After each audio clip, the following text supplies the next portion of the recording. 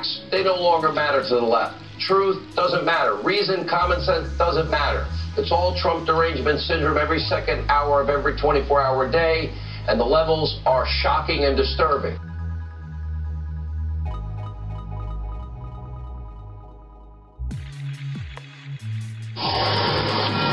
So back with the breaking news right now. I want to bring in the DNC Communications Director, Sochi Inahosa. As you look on your screen there, that was the date, December 17 and January of that year, where Joe Biden's name turned up on that list.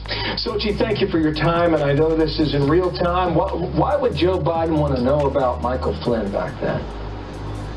First of all, this is a distraction. All you're having Republicans do right now is distract from the fact that they continue to politicize the Justice Department. I'm someone who worked there, and I understand the independence of the Justice Department. And yet you have thousands of Justice Department employees who reacted to the Flynn news. And I think that generally what we want to see is to make sure that the independence returns to the Justice Department. What you'll also, unmasking, and something like unmasking is something that you are just looking to see more intelligent. It is nothing that is scandalous in any way. But frankly, this is going to backfire on Republicans because it just showed how serious Flynn was and his conversations with the Russians.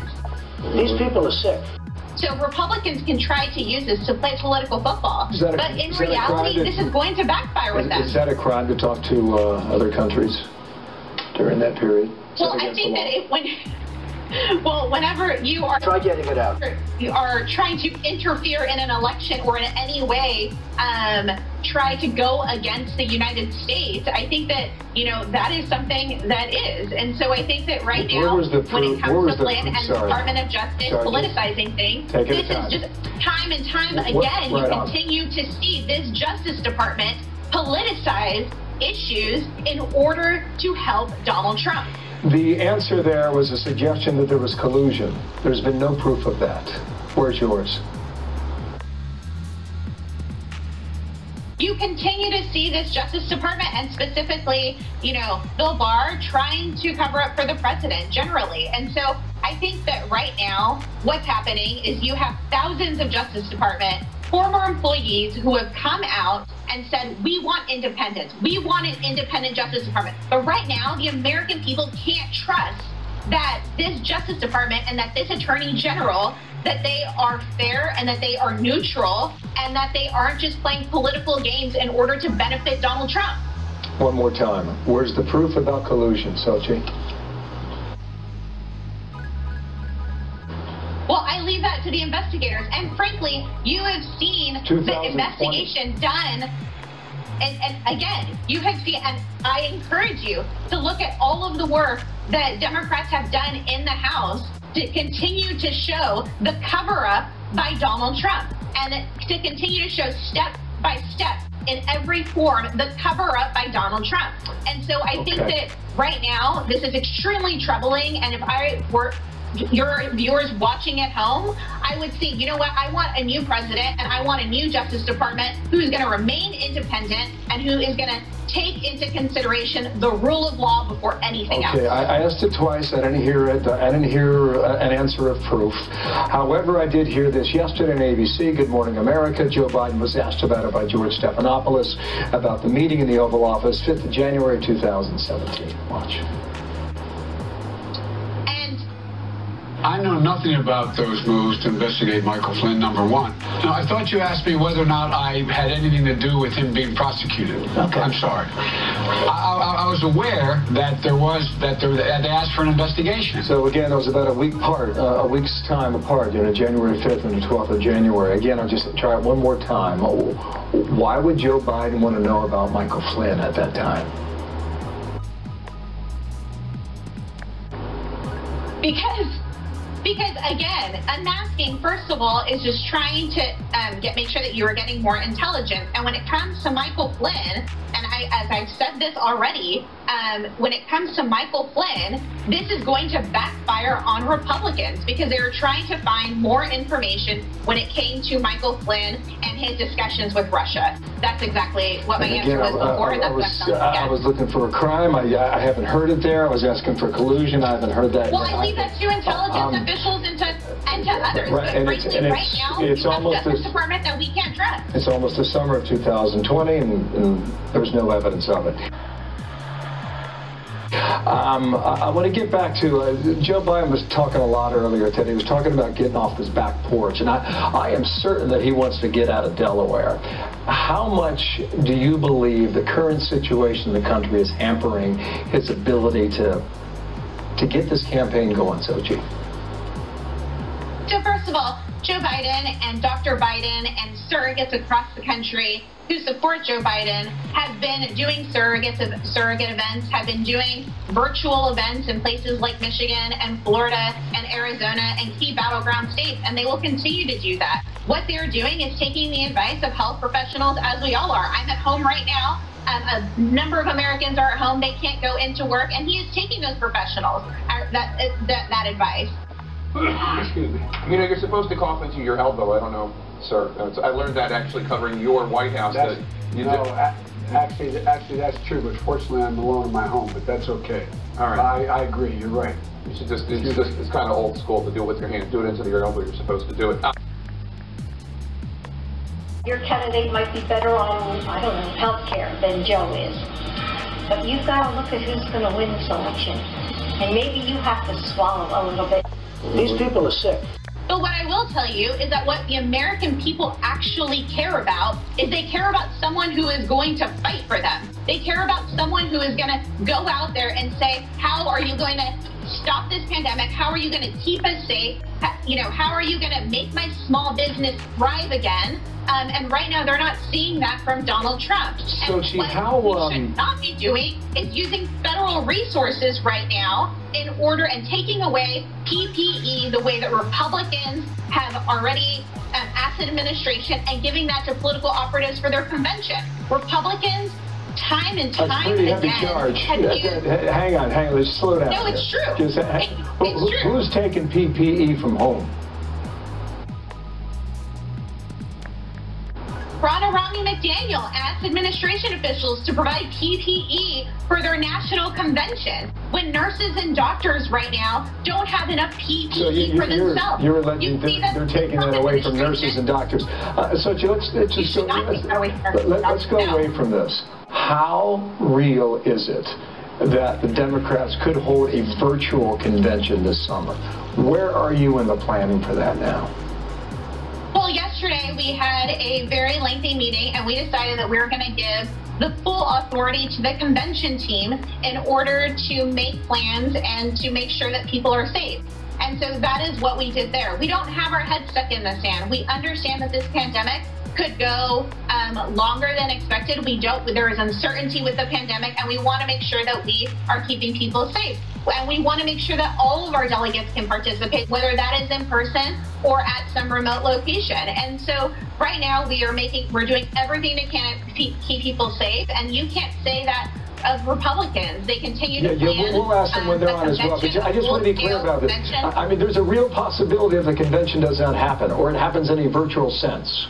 Is that correct? Well, first of all, our convention has to happen because we are not officially nominating Joe Biden in order to take Donald Trump. So our convention is happening. There is business that has to happen. Now, when it comes to what our convention is going to look like, I can guarantee you that our convention will ensure that is safety first, whether it is our delegates, the people of Milwaukee, or all of those involved in a convention.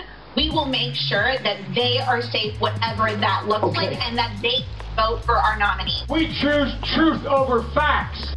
And the only cure for that Trump derangement syndrome is 4 more years. Sochi, thank you. Sochi Hinojosa there on the computer. Thank you for coming back, and we will speak again very soon. Sochi, thank you.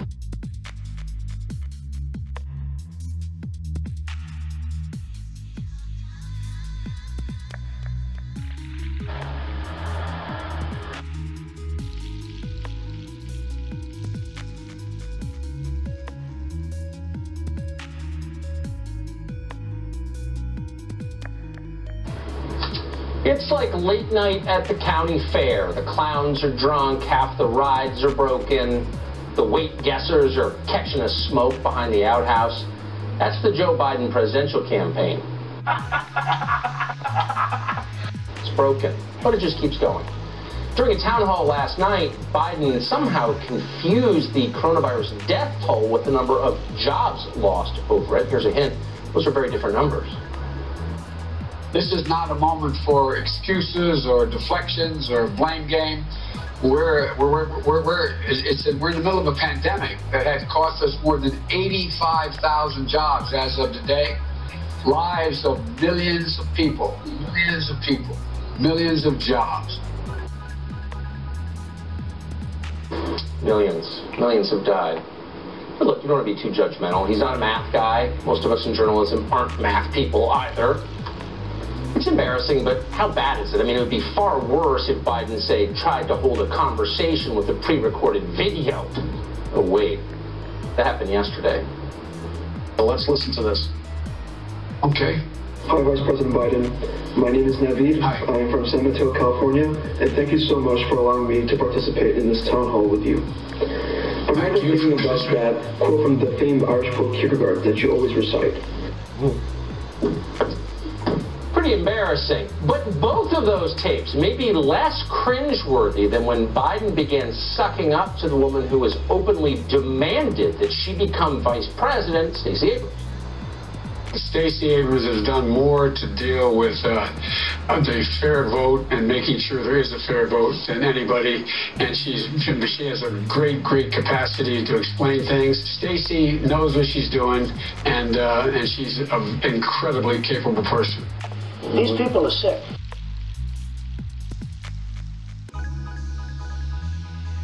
Joe Biden's campaign is outraged tonight. Earlier this week, this show and others reported that during his last days as vice president, Biden requested the unmasking of Michael Flynn's name. Now, there was no obvious legitimate reason for Biden doing that. Biden wasn't leading any kind of investigation or interpreting intelligence. In fact, he was leaving in 8 days. It was clearly a political move, and that's wrong, if not illegal. If there's another explanation for what Biden did, we would like to hear it. We choose truth over facts. But Biden is not interested in telling us anything about this. Instead, his flack denounced any story on the subject as, quote, dishonest media manipulation. In other words, exactly the kind of thing that should be banned by social media and likely will be if Joe Biden is ever elected president. These people are sick.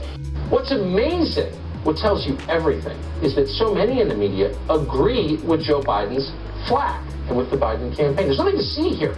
Unmasking is routine. It's important. It's no big deal. Unmasking and something like unmasking is something that you are just looking to see more intelligent. It is nothing that is scandalous in any way. Well, you might ask then, if it's no big deal, then why are the names of Americans caught up in foreign surveillance hidden from public view by law? Be quiet, they tell us. No more questions. What's interesting, this probably won't surprise you, is that these very same people, very much including Joe Biden, once had the opposite view of unmasking. 15 years ago, they were fighting to oppose John Bolton's nomination as United Nations ambassador. There are good reasons to oppose that, by the way. Bolton is a wild-eyed neocon who worships violence. His opponents never said that, though. They're neocon warmongers themselves. So instead, they attacked Bolton, and we're not joking, for unmasking. These people are sick.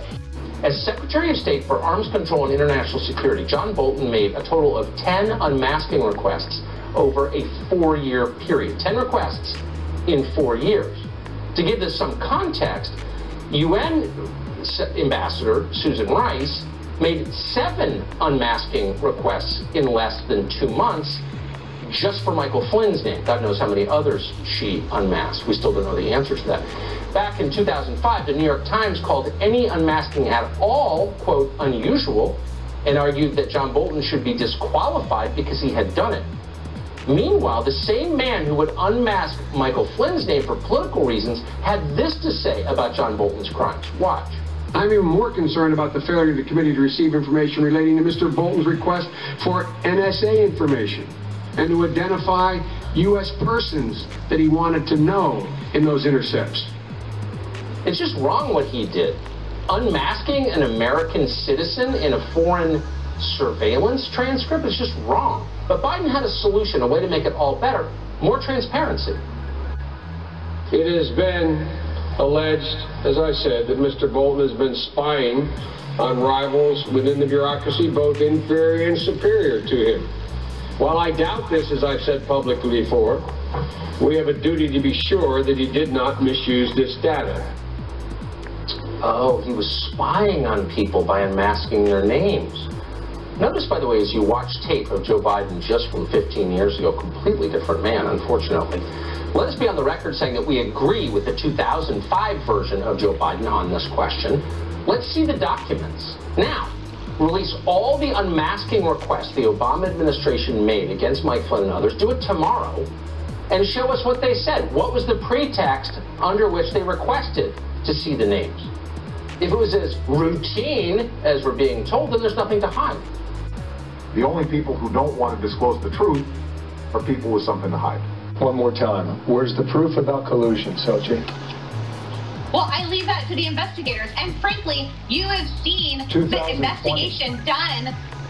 And again, you have seen, and I encourage you. Try getting it out.